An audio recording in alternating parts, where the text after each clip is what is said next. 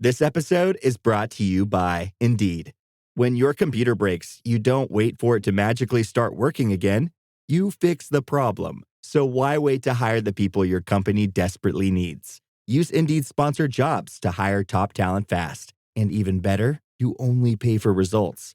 There's no need to wait. Speed up your hiring with a $75 sponsored job credit at Indeed.com/podcast. Terms and conditions apply.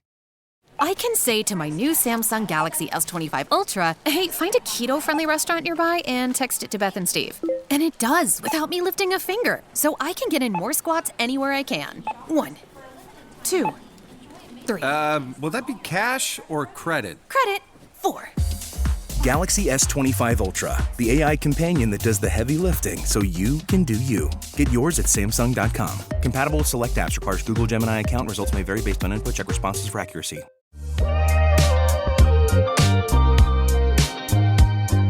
Welcome back to Dating Intentionally. I'm Talia. I'm sharing a no-nonsense advice for navigating modern dating and relationships with confidence and ease.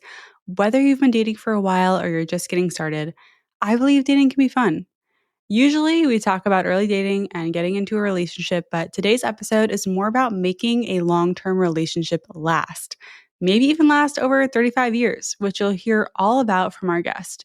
In this episode, you're going to learn about the dating approach needed for finding a long-term match, managing expectations in a long-term relationship, and how to identify your non-negotiables when dating for marriage. Today's guest is Michelle Lentz, also known as Hey Beginner Wife on Instagram, which is also the name of her book that just came out a few months ago. Michelle has taken the lessons learned from her marriage of almost 40 years to inspire other women to learn from her mistakes, love their partners well, and enjoy marriage. I read her book before we recorded the episode. It's wonderful. Even if you're not in a relationship yet, there's a lot to learn, and it is linked in the show notes. And if you have any questions, comments, or thoughts while listening to this episode, let's continue the conversation. You can reach out to me directly on Instagram at dating.intentionally, or drop a comment if you're listening on Spotify. You can also email me at datingintentionallypod@gmail.com. And I love hearing your feedback. You are welcome to slide into my DMs anytime. All right, let's get to it. Welcome, Michelle, to the Dating Intentionally podcast. How are you today? Great. Thank you so much for having me. I am so excited to talk to you. I've followed you for over a year, and it's just amazing to see your face, have a conversation. So I just really appreciate you making the time. Oh, well, thanks. I'm happy to be here. So my first question that I ask all my guests is, what do you want to be more intentional about, or what are you currently being intentional about right now? Just in general, huh? Yeah, in life. Honestly, it's just making sure that every day feels like it counted for something. I feel like it's so easy, especially since I was telling you I just got over the flu, to have the days just go by, and after a week you think, what just happened? How did I use this incredible gift of a whole day with energy, which right now I'm just embracing my energy again. But I really like to read, and I'm very intentional about who I'm spending time with in a book. And so if I'm reading and the characters are just bugging me, I think, I don't have to finish this book. I can put this down and go get another one. So I'm pretty intentional about how I use that free time I have. If the book is just not doing for me what I hoped it would, then I put it down and get another one. I love it. The permission to abandon a book as part of staying present and making sure you're making the best use of your time, especially when you're reading. I love it. I know some people who cannot abandon a book, even if they don't like it. I didn't used to be able to. It was like I had to grow up and give myself a pep talk. It's like, you're in charge of you. You can let go of this book. Yeah. Well, speaking of books, we are definitely not abandoning. I'm so excited to just talk about Hey Beginner Wife, your book, which was such an amazing read, especially right now. Listeners, I just got married 4 months ago. So this book couldn't have come at a better time in my life. And I loved it so much. Yeah. I'm so glad. So can you give listeners just a little bit of backstory? How long have you been married? How did we get here? Sure. So Steve and I have been married for 38 years, and we found each other after college, and we're pretty sure right from the get-go that we had found the person we were looking for. So we were fortunate enough to get married early, which I didn't realize at the time would become such a unique opportunity to get married early. And I think there's a lot of people who maybe think it will happen on their terms. And as you know, and as people who are dating know, you really don't get to pick the time when you find this person. So the wonderful thing about that is that we in some ways grew up together. We were 24 when we got married. Now, as a 24-year-old, I felt really old and pretty mature, and I did not think I was young getting married. But we, from the beginning, one of the reasons we knew that we were on the right track is we both wanted a large family. And that was very unusual for me to find people, especially in college, were open to having a large family. And that was a kind of a non-negotiable for me. I really wanted a lot of kids. So we did start having children right away. And of course, you never know if you're going to have fertility issues or how many children, what it will feel like. You know, we got to 3 children and thought, whoa, I don't know that we can go beyond 3. We did end up having 6. We have 3 boys and 3 girls. They're all, of course, grown now. And that is probably what I consider my life's work, is raising those kids. I was all in for being a mom. And I mean, once you have that many children, daycare kind of becomes not an option. So that wasn't an option for me. It was, you know, I did stay home with the kids.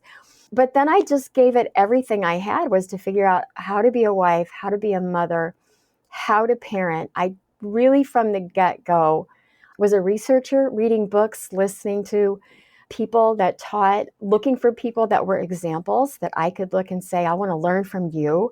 I want to come over and watch how you do things. And I would say, well, I started really with an ear toward teach me about marriage in junior high. I don't know why, it just was a passion of mine that young, kind of odd, but I just was fascinated by it. So I paid a lot of attention to that. And then just with the books, and once you're married, you have a lot of questions, and I just couldn't get enough of reading and trying out what I had just learned. Kind of an old soul when it comes to marriage this whole time. We've been married 38 years.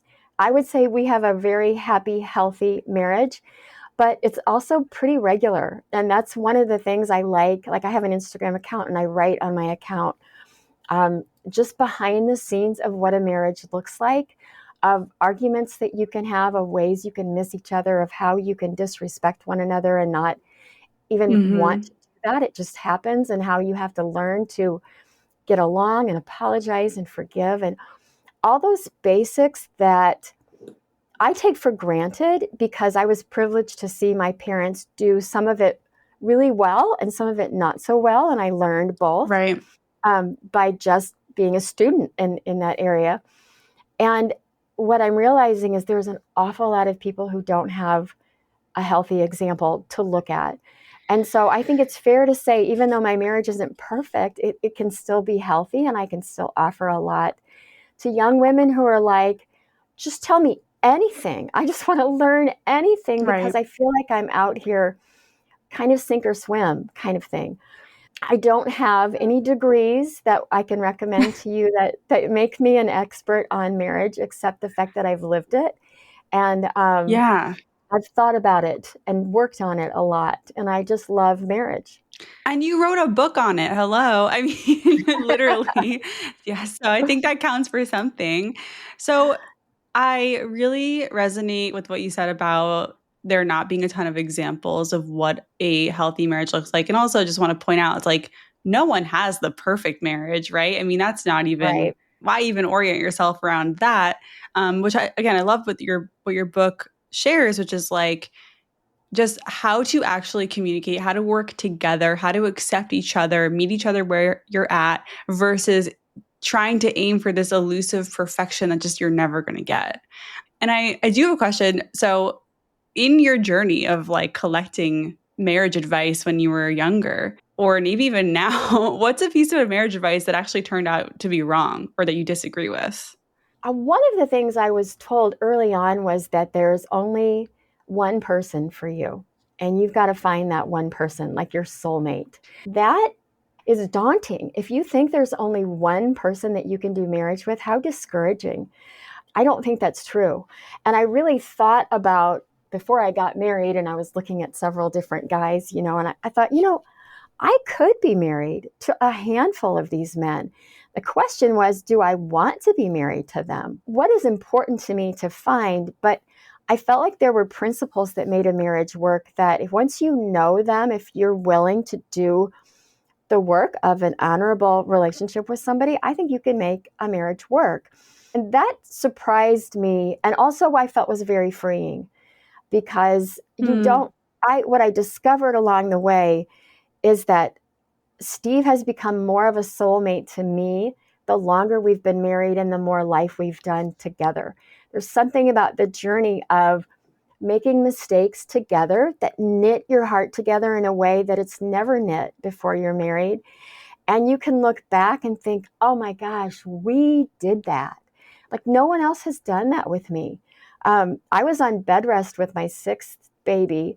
If you're going to be on bed rest, pick your first or your second baby, but not your 6th. I mean, that was really ridiculous. Oh, And wow. my Yeah. husband at the time was unemployed, and it was rough. I mean, we just kind of looked at the calendar like, we're going to get through this. I don't know how, but this is the most difficult thing we've ever done, is try to encourage one another in the midst of me not being able to get up and help him, and him trying to handle 5 rambunctious children and find a job and bring people into our home to help us.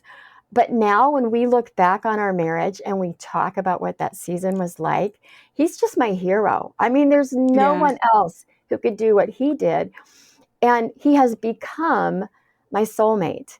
And I think that's also really freeing, to not feel like you have to find the one who is, no one else can take their place and who's your soulmate. And there's a lot of people who could become your soulmate if you commit to them and do life together. Oh, that's so beautiful. And yeah, I can't imagine like this, how hard that season was, but also how much stronger you both are individually for it and together for seasons like that. Can I share? So the one example of a good marriage or a healthy marriage I had was my grandparents' marriage. And they were together until my grandma died for like over 50 years, I think. And they definitely had their challenges like any couple, but they were very sweet. And can I share some advice my grandma gave me? Of course. It's not as deep, but this was her advice that she gave me growing up. She said, if you're running behind on dinner before your husband gets home, at least have a pot of water boiling so he thinks something is happening in the kitchen.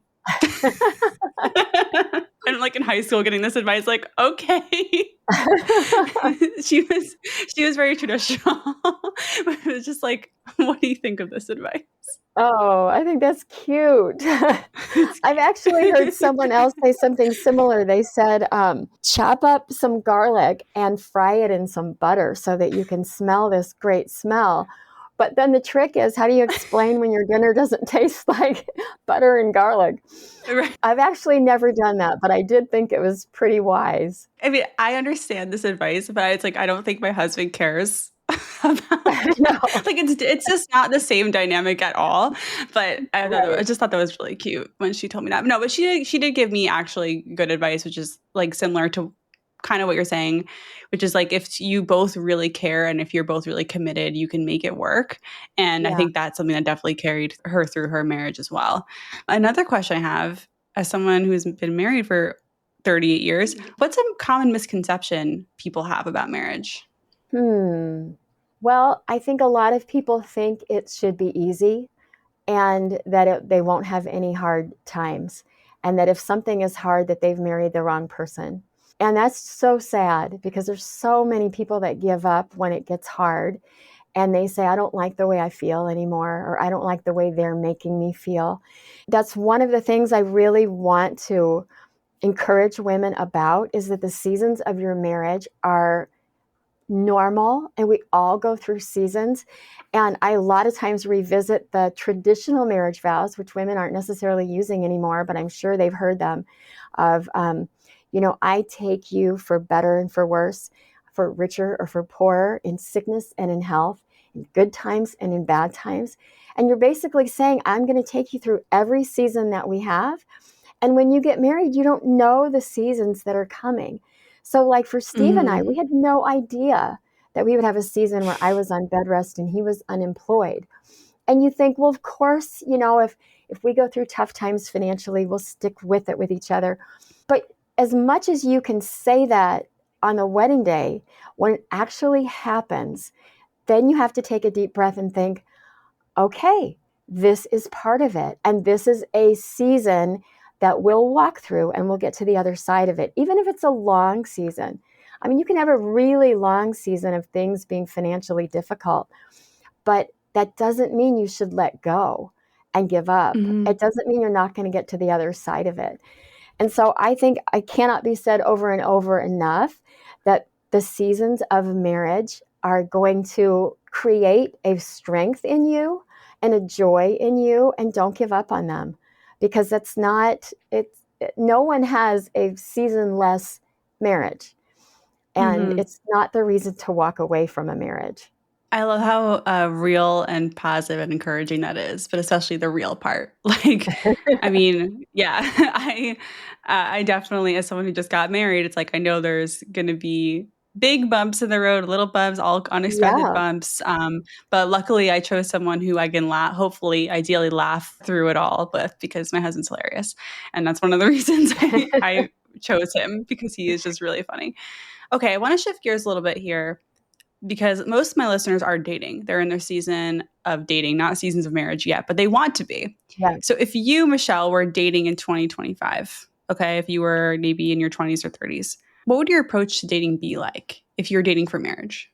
Well, one thing I would do is I would look around to see what marriages I really respected. And I would try to find someone in my life that I could get an example from.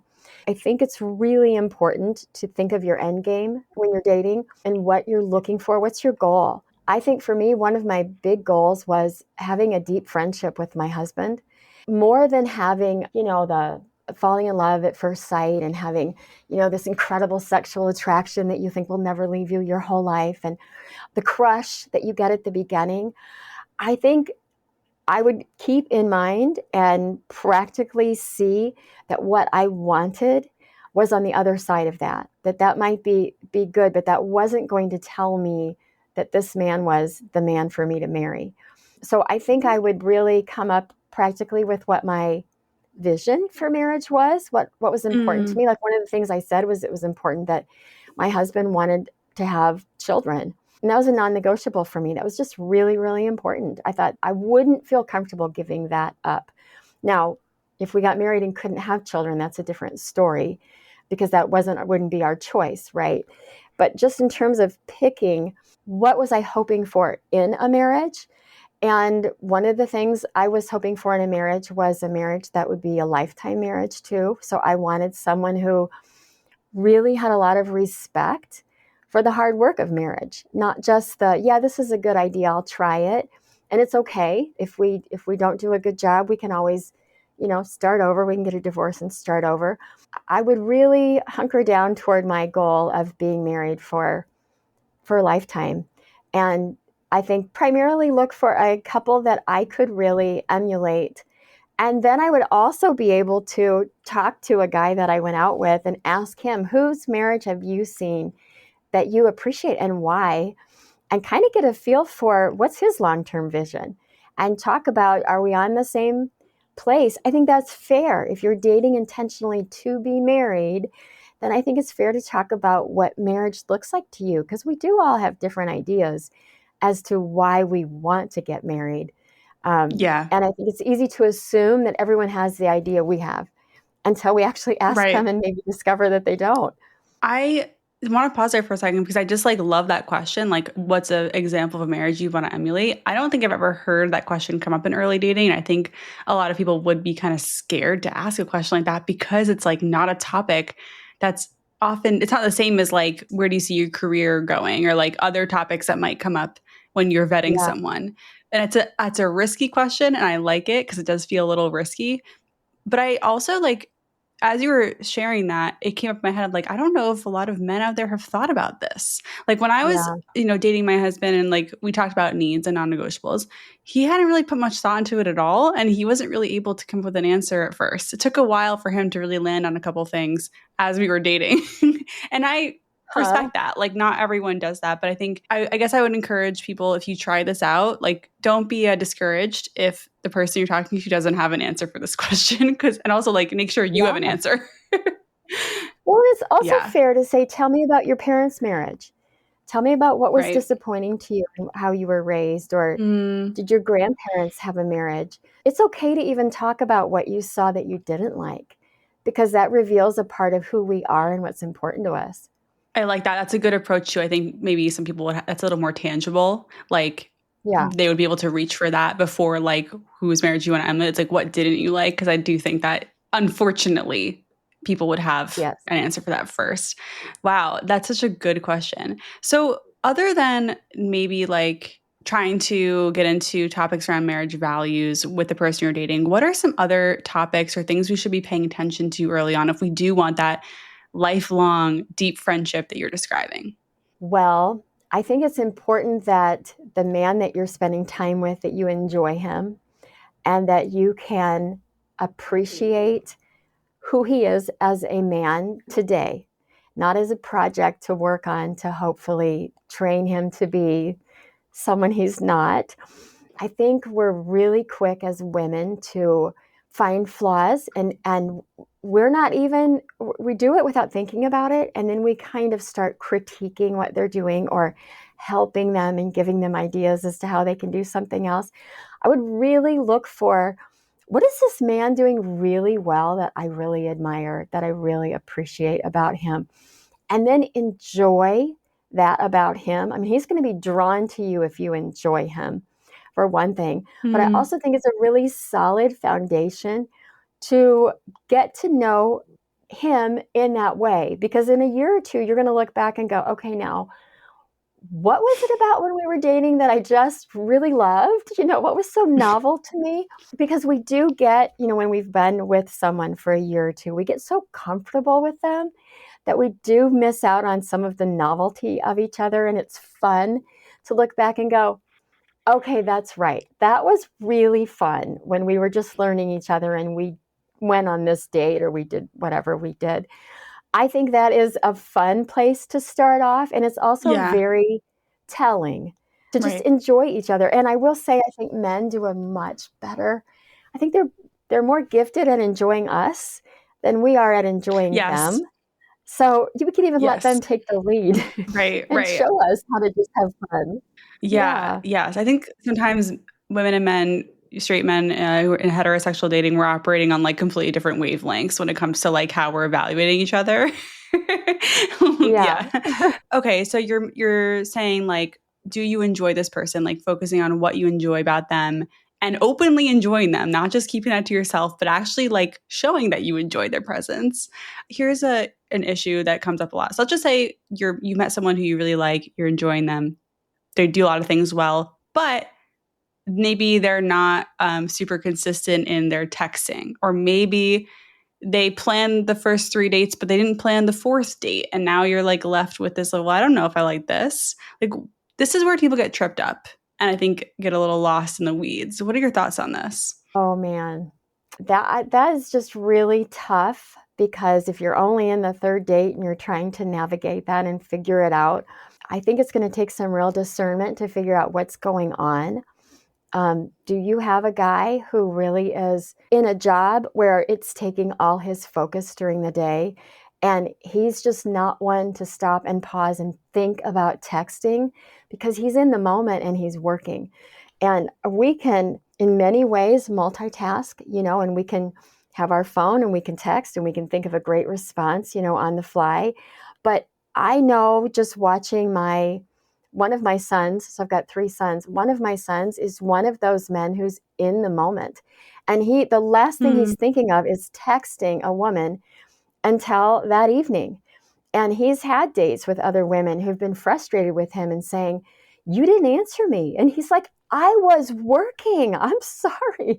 I was, I have my life in little compartments, and I do my personal texting when I get home from work. And that really was scaring these women because they felt like he didn't care. And I'm hearing this story as his mother thinking, oh my gosh, that means nothing. I promise you, it means nothing. He is an amazing guy. He just Mhm. compartmentalizes his world into, I'm working now, I'm doing something else now. So some of it, I think we read way too much into it. I I'm agree. also a big fan of getting on the phone and talking. I think so much can be misunderstood in texting and your tone. I mean, even with our girlfriends, sometimes I'll read it and Yeah. think, I'm pretty sure we have missed each other in this conversation. And it's the thing to do is just Right. get on the phone and say, can we talk for a minute? Because we're not connecting. I think that's especially when you're trying to discern if this is a person you enjoy. Jump on the phone and talk a little bit more and don't trust texting and the tone and what it meant. I think there's probably some really good guys that we've let go as a result of reading too much into not texting or texting what they thought was funny that we didn't think was funny. You know what? Here's the Mhm. thing. My husband, 38 years of a husband who I wouldn't give up for anything, does not text me very well. I mean, his bank of texting can oftentimes be K. Yeah. K. Yeah, I'm kind of like, Yeah. wait, That's did you it. hear what I just said? And all you said was K. And he's like, well, honey, Yeah. I wanted you to know I got it. Your marriage relationship is not going to consist of how well you can text each other. Oh my So gosh, so agree. please don't put too much weight on that.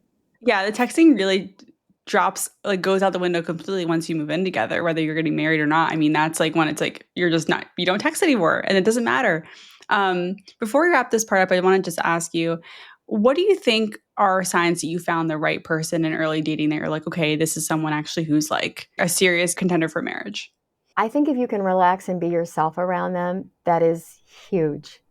How they make you feel when you're with them, I think is so telling. I know one of the things Steve asked on, well, actually, we weren't even dating yet. And some friends of ours invited both of us over. And I was struck by the fact that in their apartment, hanging out with them, I just felt like myself. And it was so intriguing to me because it was a day that I had shown up with no makeup and I didn't know he was invited and it was a day off and I was just like, "Oh, I'm so glad I don't feel like getting ready, messy hair, run over." Mhm, mhm. And he didn't know I was going to be there, so there was no pressure, but hanging out together, I felt so relaxed and in part because he was a really relaxed guy.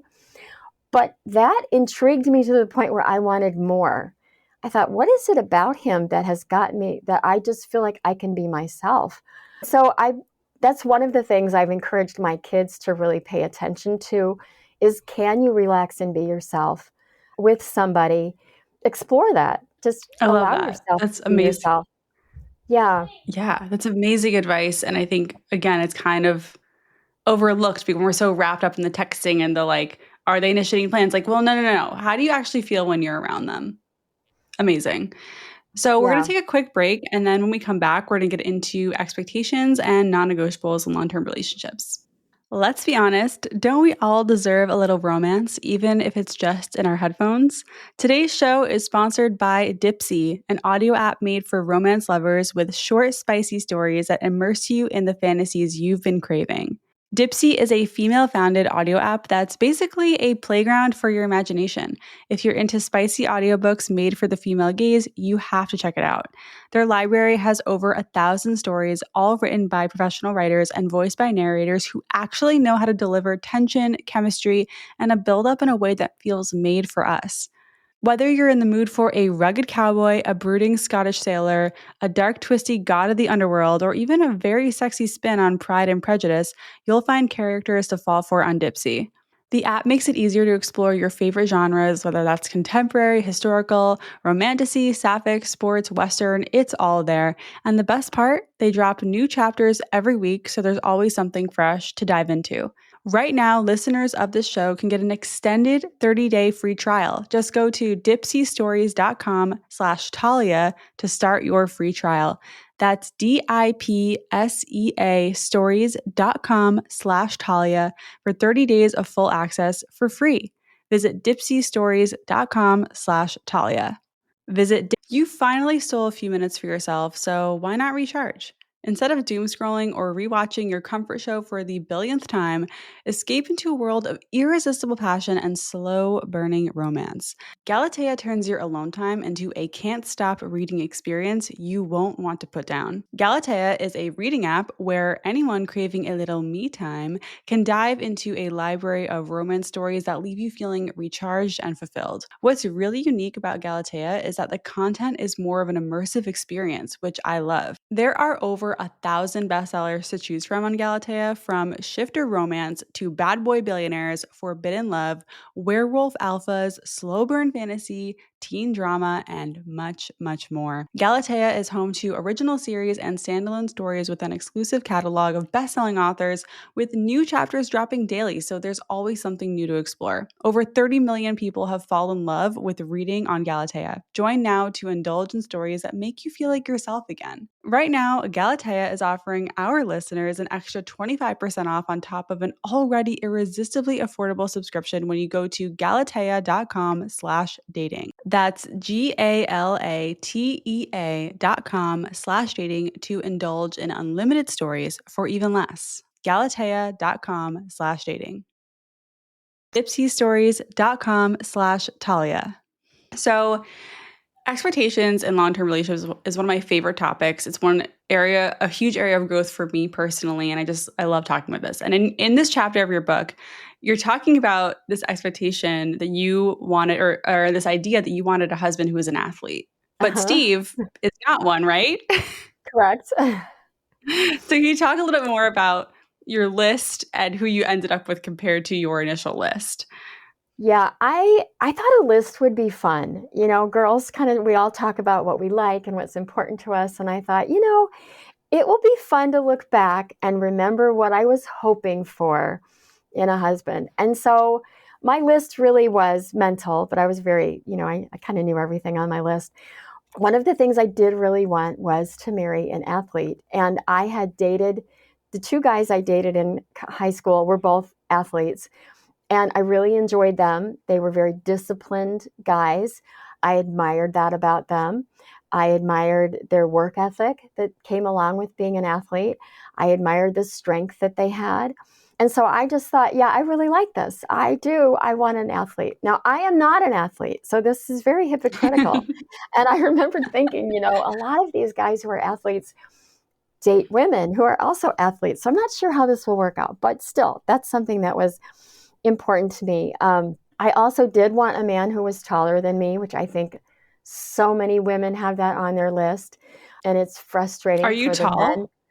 I'm 5'9", tall enough, right? So I did envision someone, at least my dad was 5'10". So I just kind of pictured somebody who might be taller. Now, one of the guys I dated was my height, basically.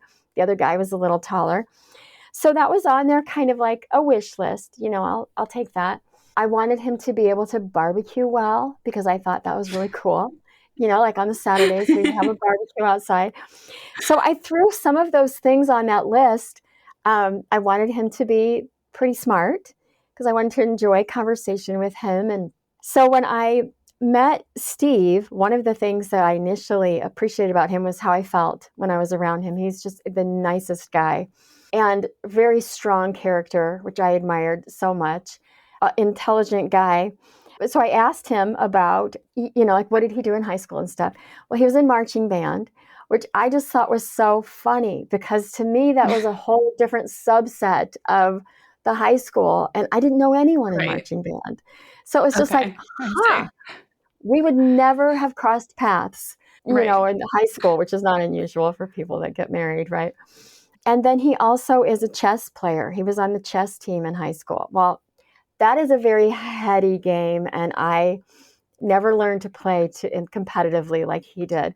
He also was a golfer, so that's kind of an athlete. I tread really lightly there because I know one of my sons is a collegiate golfer, so I'm like, and my daughter-in-law. Yeah. So anyway, those were things that I had to be like, okay, well, he's not an athlete. That's okay because I like his character, and that to me is more important than, being an athlete. And I had to think about it too. Like, wait a minute. I wanted an athlete because they were disciplined and hardworking. And my husband is disciplined and hardworking. So I was able to Right. kind of let that go. And the reason why I was drawn to that kind of a person. Now, the Mhm. music, I don't play an instrument. So these different, but I was able to admire the fact that he had this skill that was very impressive. I mean, he actually competed at the national level Right. in The music. marching So, band can be very serious, so that's awesome. oh my gosh, for sure. Yeah, So I made a decision that I was going to be open to what he enjoyed, and I was going to learn how to enjoy marching band. love And it.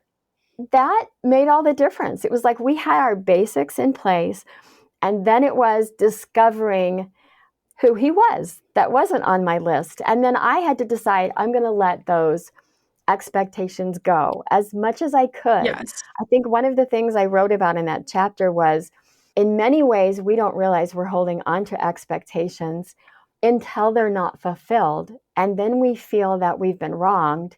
And we feel like, oh, well, now I can criticize them because they're not doing what Yeah, I expected of them to do, which is right. not fair because we never outlined this expectation. We just brought it to the table without even being aware that it Silently. was there. Yeah.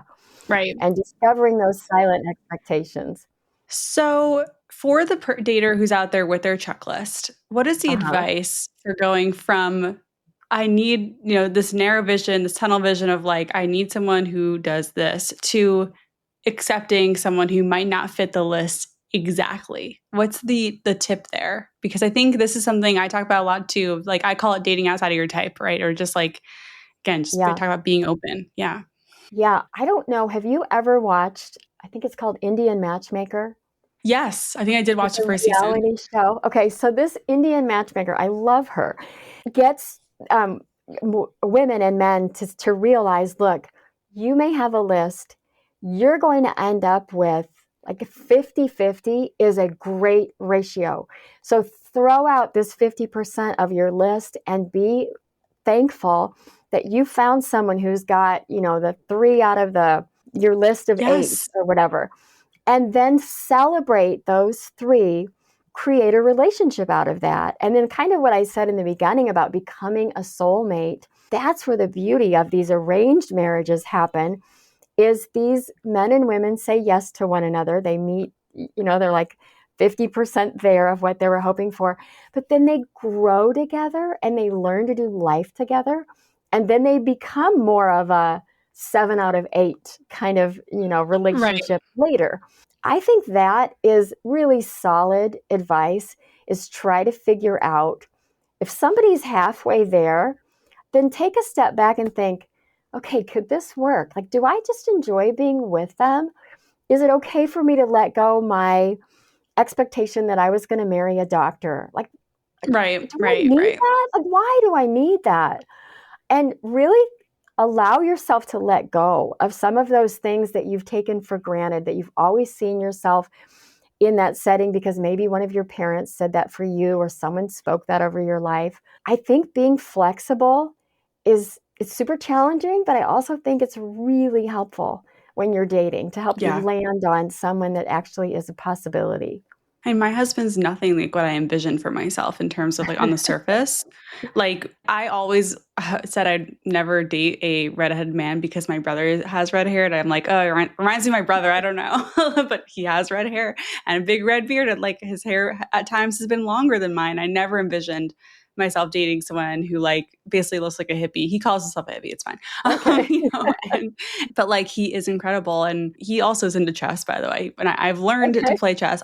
I love chess. It's so fun. We love playing together. And yeah, I'm with you on like embracing their interests as well. It can be really enriching and like expanding Yeah. your world versus like, I don't know. Yeah, I love everything you're saying about kind of letting go of a good chunk of your list and really narrowing it down. Yeah. So Yeah. in that chapter, you also have this fun exercise about the expectation thing. Like if you're caught up in like wanting to criticize your partner or, feeling like your expectations aren't met, but you've never said them out loud, you're kind of negative. You said to write 20 things your partner does well. And I did this exercise. It took me 3 minutes. So I Okay. think that's pretty Wow. good. Yeah. I That's could have kept great. going. So, like, genuinely curious, why does this help? Why does focusing on what your partner does well help when you're feeling like your expectations aren't being met? Oh gosh, that's a great question. One of the things I really like to bring up when I'm talking to women is the fact that a whole inner dialogue that we don't really spend a lot of time questioning. Our thoughts are always with us. If we're driving in the car or we're getting in the shower, we're thinking things. So often as women, our default is critical. And especially with our guy, we are criticizing them because we want them to be better and we want to bring them up to our standard per se. And yet we don't stop to realize that that's the narrative that we've got going on because it's on loop. It's just always okay, he left that out again. Oh my gosh, he's late again. How did he forget that again?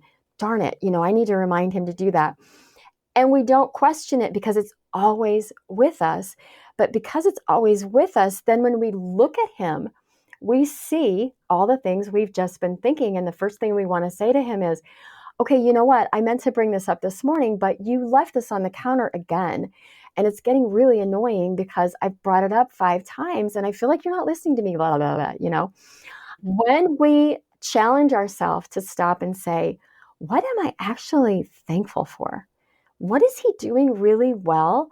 It shifts the whole way we think about him and how we feel when we are with him. And so it's a very practical way to push those negative thoughts out of our mind, replace them with the positive thoughts. And I think that is one of the hardest things about marriage and relationships. It's the hard work. When you say it's so hard to be married or marriage is such hard work, I think the majority of the hard work that people are referencing is that inner dialogue and figuring out how to enjoy someone when you've got a negative loop going on in your head. And what we really need to do is replace that loop with things we're thankful for. And then the amazing thing is if we happen to say 1 or 2 things that we like about them and just they're stunned. And they're like, oh, that's amazing. Like, tell me that again. You haven't given me a compliment in so long. I think it's so powerful though, because it pushes the negative thoughts out and it reminds us of who we fell in love with. Yeah. So I can say, like, I've done this exercise. I learned this in therapy, and it has worked really well for me. I mean, I can be aware of my thoughts and like, okay, I'm being really critical right now, but also like I have to remember my husband's really having a tough time at work right now. He works for the government. It's been hard. Like all these Yeah. other things are happening. Family, whatever it is, like he has stuff going on too. He's dealing with stuff too. Like it's okay. He's allowed to be a human, and giving him that grace. But I guess that the safeguard I'm looking for is like, when are we kind of gaslighting ourselves? Like, that's what I'm worried about, I guess. It's like, what if things aren't great and I'm over here writing this list, but actually my needs aren't being met? Am I forcing it? Like, can you share your thoughts on that?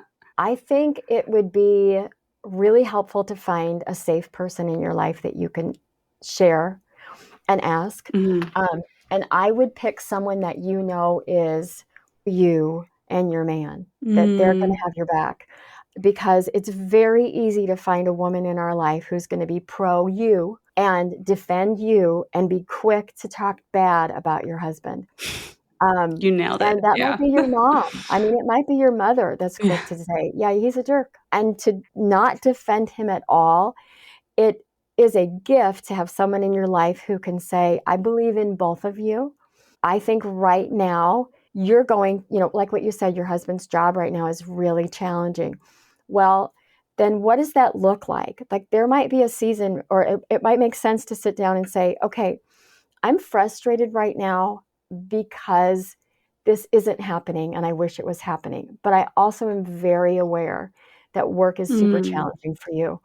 And so I don't want to put this on the back burner forever. I'm not happy with how exhausted you are, or I know that at the end of the work week, there's not a lot left of you to give to me. And I can be there and support you in this season, but I really can't see living this way, our whole marriage this way. Is there time in the next 2 or 3 weeks where we can sit down and maybe brainstorm, like, what could it look like during this season? Could there be an hour once a week that I could count on, just the 2 of us, to just be us again, like just an hour, but to really practically brainstorm how to get through these seasons, because there are going to be seasons like that where you're going to have to feel like, okay, I'm championing him, but it's been a long time of championing him. And I want Yeah. him to also rally with me, So I Right. think husbands and wives have to be honest with each other. And the trick is learning how to do that without accusing each other. And one of the things I wrote about in my book and that I will write on Instagram rather regularly is make sure that you're not saying, you always do this, or you never do this for me. When we feel like we aren't being cared for, it's really easy to make those accusations, but that doesn't get us anywhere in terms of Right. connecting with one another. It puts us on the defensive. So it's fair to have that and be honest and say, this is what I'm feeling like right now. It feels kind of like we're never having this time together. And I know it's not true, but it's feeling like that. And so let's Yeah. talk about how we can do that. And I think that works really well when it's coupled with giving one another grace, when you're Right. doing both, when you have each other's back, but you're also being honest. I love this advice because it's like you're operating in a way that where you want the relationship to work. So you're giving it a chance by sharing exactly what you're feeling, also exactly what you need. Because you can't Yeah. really communicate this if you don't pinpoint the real tangible thing you need. And then also coming up with a plan of like, okay, we know these seasons are going to happen. I'm not feeling great now, but in the future, what can we do? And I know my husband's like this, very solution oriented, wants to get to the solution right away, not really about the emotions. We're working on it. He's good about it now, but it's been a journey. So I like that there's like some steps here. It's like first figure out what you need and exactly like how that need can be met, then take it to your partner and brainstorm together of what you both can do. I love cooking, but sometimes I just don't want to think about the planning, the grocery list, and figuring out what I'm in the mood for. That's where today's sponsor, Marley Spoon, comes in. It's made for people like me who enjoy being in the kitchen but don't always have the bandwidth to figure it all out. With my code DATING, you can get up to 27 free meals with Marley Spoon. Each week, I get to pick meals that actually excite me, and everything shows up fresh, pre portioned, and ready to go. No decision fatigue, no last minute takeout, and no compromise on flavor or nutrition. I especially love Marley Spoon's collection of Martha's Best recipes. They feature at least 2 of Martha Stewart's incredible recipes every week, and they taste amazing. We recently tried the Persian style braised eggplant, and it was so good. I love eggplant, and it's fun to try different ways of preparing it without having to dig for a new recipe or worrying about finding all the right ingredients. If you're someone who eats more based on mood, I have good news for you. Marley Spoon has over 100 recipes to choose from every week. So no matter what you're craving, you're going to find something that's just right that also won't take up your entire weeknight to make. You can find easy 15-minute express recipes as well as 20-minute options too. Marley Spoon has made my weeknights so much easier and honestly more enjoyable. If you're busy but still want to eat well, Marley Spoon makes it effortless. You can spend less time stressing about meals and prepping the ingredients so you can just do the fun part, which is cooking. This spring, fast track your way to eating well with Marley Spoon. Head to marleyspoon.com/offer/dating and use code DATING for up to 27 free meals. That's right, up to 27 free meals with Marley Spoon. One last time, that's marleyspoon.com/offer/dating for up to 27 free meals. And make sure you use my promo code DATING so they know I sent you. So, another question came to mind as you were talking just about marriage is just a really big decision, right? It's like it's like, I mean, yeah, to say the least. What is your advice for people struggling with commitment or fearing they might make the wrong choice? Like, what are some mindset shifts or practical steps that they can move forward with confidence? Well, to have a marriage that is actually going to go the distance, you've got to have two people who know how to apologize to each other and how to forgive each other. And so I would say that is something you need to figure out about each other is, can I actually apologize to anybody? Because usually if you can't apologize, I mean, you might have an issue with it across the board, but it's very vulnerable when it's a boyfriend or a husband. And am I willing to work on that? Because maybe you're not good at apologizing. That doesn't mean that you can't learn and be vulnerable. And you need to know that about him as well. And I think if you can work on that together, that's going to give you a foundation that is going to let your relationship go the distance, because you're going to be able to forgive each other and not hold it against one another. And that's also like fair fighting. When you've got something that you've worked through and that you've apologized for, what I like to talk about is bringing it around for full closure and just saying, honey, okay, I am so sorry that I did that. I was wrong. I just kind of spoke out of turn and it was hurtful what I said. Would you please forgive me for that? And asking for resolution, to me, is a missing piece in a lot of relationships, because it doesn't bring closure then. It's just kind of like, I'm sorry I was wrong. And then they might go, yeah, you were. And then what? But to Yeah, say, right. hey, can you forgive me? I really am sorry. I want to put it behind us. And when you actually say yes to that and you commit that you're going to put it behind you and then not bring it up, that's a real skill for a couple to have, of to not bring up past wrongs, past hurts. But if you have truthfully asked to move on and then shown good faith to really learn to do better, you're helping one another grow and to move on and let those things go in the past. So I would say you've got to come to terms with that.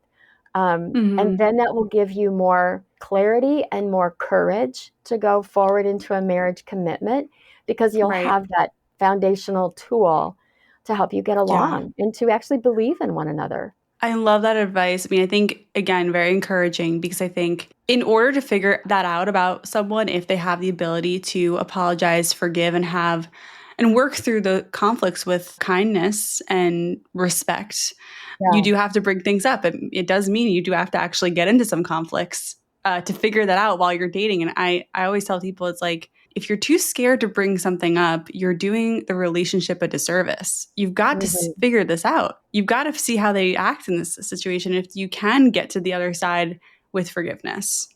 Yeah, that's Yeah. good. Well, this has been an amazing conversation. I'd love to hear from you. What do you want to see more of in dating culture? Oh, man. Especially being a mom to people who are actively dating. Yes, I would really love to see couples focusing on what it looks like to respect each other and enjoy each other. One of the things I'm very sensitive to when I watched my children date is, does that other person give them the grace to make mistakes? Do they make fun of them when they maybe are ignorant and didn't know the answer to a question? Or do they make fun of them if they spilled something or whatever it might be? Mm, To me, that's such a red flag. If you're going to make a laugh at someone else's expense. And so if I'm showing my husband the respect of appreciating what he does, then I want to see that in dating relationships, because I love the mutual respect that a husband and wife shows for one another. They create a safe place. I think, to me, what I didn't realize is that the whole definition of respect can be misunderstood. I was one who always thought like respecting your husband meant, like I had to treat him as some kind of a god or something, or, that he was always right. And I'm thinking, well, that doesn't really make sense to me. And then I realized that's not what is meant by respecting your husband. It really means appreciating him and enjoying him and treating him like a man and not like a teenage boy who needs a mother. And I would like to see more of that in dating, of women treating men as equals and not coming back to their girlfriends and just mocking their ineptitude of this man. I feel like we're too quick to look for what they're not doing well rather than to agree. appreciate what they are doing well and to treat them. Let them just be men. And if they want to relax, sometimes let them relax in a way you don't relax. It's fine. That doesn't make them little boys. So, Right. I mean, yeah, that's very well said. I really appreciate that answer. Michelle, where can we find more of you? oh, well, I am on Instagram. My handle is Hey Beginner Wife. And I write young married women, but I also write to encourage women who aspire to marriage that they can have a Oh, happy, yeah. healthy marriage. And my book is honestly intended for both audiences too. I wanted it to be a book that single women could read and think, I can do marriage. If this is what it is, I can do it. It's not as heady as I thought it was. It's not as unreachable a goal as I thought. So in terms of titling my book, Hey Beginner Wife, it was kind of a struggle for me because I thought, man, people are going to think it's really just for the newlyweds. And it's not. It is for those who want to be married. And it's even for those who've been married 10 years and think, there's still some things that I don't think I'm quite catching on to, and I just need some encouragement. So check out my book. It's called Hey Beginner Wife. I do have a website, which is heybeginnerwife.com, and that explains a little bit more about what's in the book. It lists every chapter that I have in there. And it also introduces the companion guide, which is book number 2 that I wrote to go along with Hey Beginner Wife. And so there's a little bit more information on there. The books are available on Amazon. But we'll link it all in the show notes. Oh, thank you. That'd be great. Yeah, we'll link everything in the show notes. This has been amazing. Thank you so much, Michelle. Thank you for having me. I really enjoy your content, and this has been a great conversation. So what did you think? What were your takeaways? You can share with me in the comments if you are listening on Spotify, or you can DM me on Instagram at dating.intentionally. I found this conversation so inspiring and insightful, and I hope you did too. And thanks again for listening. Thanks for trusting me. Don't forget, you are doing great. And I would love it if you share this episode with someone who is navigating dating and might need a little confidence boost or some tough love. And if any of these episodes have helped you in your journey, you can help me by leaving a stunning review on Apple or giving Dating Intentionally 5 stars on Spotify. I'd really appreciate it. Once again, I'm Talia. This has been Dating Intentionally, and I'll see you next time.